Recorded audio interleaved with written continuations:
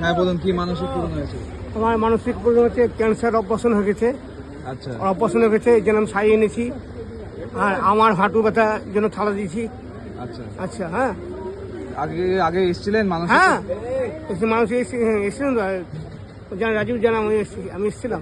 কবে এসেছিলেন? প্রায় বছর না,